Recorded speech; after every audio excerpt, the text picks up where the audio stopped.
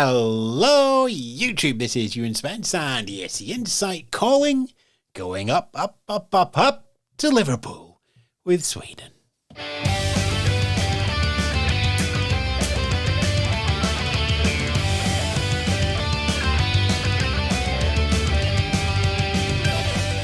Yes, good afternoon, good morning, good evening. Loreen, the song Euphoria dominates the internet discussion of the fan favourites of Eurovision of all time, winning back in 2012. Loreen is returning to the contest with the song Tattoo.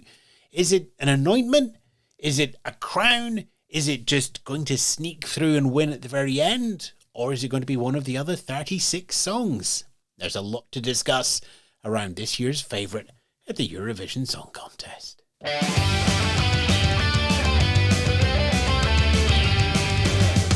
No one does atmosphere like Loreen, and it's funny that the atmosphere is not just in that song, in that big build-up you get in Tattoo, but also just around the song as well. And as soon as it was announced, you could feel it. Everyone was going, oh, okay. All right, it's going to be in Sweden next year, is it then? But I also feel it's almost the essence of Eurovision now. And some people disagree, obviously. And I do understand that. Obviously, there are many great songs that have come out recently from Eurovision. But I almost feel like she has made a bit of a rub for her own back with that song because it's so good. How can you come back with anything else and without people going, well, it's not quite Euphoria, is it? And that's what I was thinking when I was listening to that. I thought, well, this is good, but it isn't quite Euphoria. I'm a bit biased about this song because my husband calls me Tattoo and I'm stuck on him like a tattoo. The song has become my personal anthem. I have so many thoughts about this. First, Melodifestivalen. This year and every single year, it always feels like every song that's, being put on stage there has been polished, sterilized, sanitized, disinfected within an inch of its life. And even if the feeling behind it started as genuine, by the moment it's on stage, it feels fabricated. It's very difficult to judge this song objectively because I cannot dissociate between Loreen, Euphoria, and Tattoo. There are so many questions in my head. Would this song have all this hype if it wasn't for Loreen? Would viewers at home remember Loreen and Euphoria when they're watching? Do they know the epic role Euphoria has played in this Eurovision fandom for such, a decade plus?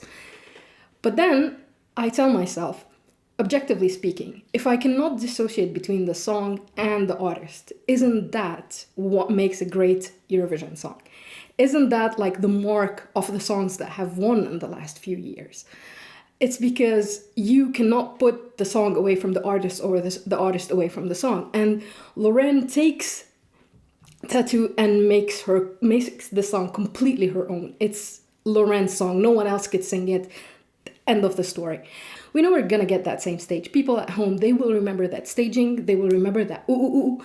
They will remember this anthemic, electronic, dramatic, but also uplifting at the same time song that goes through so many emotions and it hits you. There's a mix of longing and happiness in the song at the same time, which Euphoria had and this one has. I don't think it's on the same level as Euphoria, but what is? We keep putting it against Euphoria, but then the song exists in this contest against other songs in this contest. It doesn't exist against Euphoria. It's not battling against that. That's not what it needs to win. The key to unlocking this for me is twofold. One of them is how many times I've listened to it, and one of them is Statements, which was her entry in Melodifestivalen a couple of years back. Loreen there was incredibly Loreen, just as she was in Euphoria. This was an artist who wanted to show a different face. Tattoo is another face of the artist. Now, it's a face that's adjoining Euphoria. But if Statements had made it through to the song contest, it would not be getting the same amount of hype and anticipation that Tattoo has. So part of this is Tattoo is just a good song. We're talking about it because it's a good song. Now, the other reason I said there was how many times I've listened to it. And I'll be honest here, it's not much. And it's not because I don't want to keep listening to it. I wanted to sort of keep it precious. I've not been, for want of a better term, strip mining and listening to my Eurovision songs 24/7 since March. There is that moment of what's this one? And then it becomes, I really enjoy this one. And then I remember what it is. This song works out of the gate. It works out of the gate audibly. It looks like it works out of the gate visually, because that first 10 seconds, it's the best use of Dutch Roosjen's Peter Elfimov at the Eurovision Song Contest. Am I going to play this song more than I listen to Thunderclap Newman's Something in the Air? Look it up, kids. No, but it works.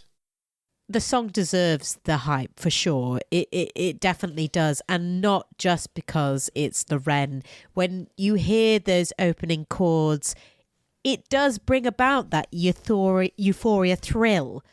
And I can hear already the audience clapping along to it in the quieter parts of it as it builds. It has that again, that atmosphere. So I do think it deserves the hype. I can't tell with it, because it's like, do I love this song because it's Loreen and because of everything she brings to it, and I know she's going to bring to it?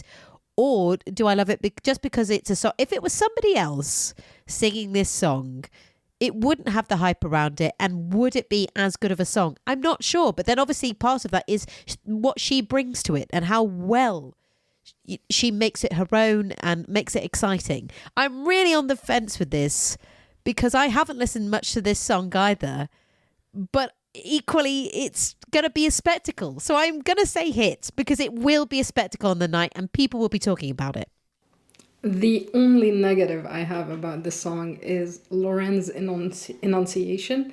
Sometimes on the first listen, it took me out of it a little bit. It was not very strong, and I would have loved to be able to hear all the lyrics, because even though they're simple, they're still good lyrics that grip you. For me, it's a hit. It's a hit, I think, and without any question marks around it. I have a small question mark also about how modern it feels, because it does bring me back a little bit to like 10 years ago and to Euphoria, 11 years ago at this point, and Euphoria, but it's still a hit. It is a hit for me as well. As I said, every time it comes up, it's just like, yep, I like this.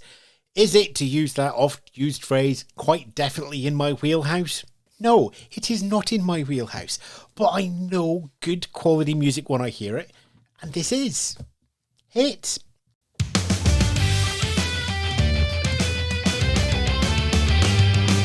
Loreen's entry there to the Eurovision Song Contest. Yes, hotel is booked for Sweden, but it is cancelable in case somebody else brings a surprise. Thanks to Laura, thanks to Rita for popping in and helping review. Thanks to you for listening and watching the static postcard while you listen. More at YouTube, more at our website. Find our podcast, escinsight.com, on all the usual social networks. And we'll catch you back wherever you find us for more Eurovision fun and games very, very soon. Ta-ra for now. You've been listening to the highlights of Jukebox Jury as we preview the Eurovision Song Contest 2023. Find out more and listen to our podcast, www.escinsight.com.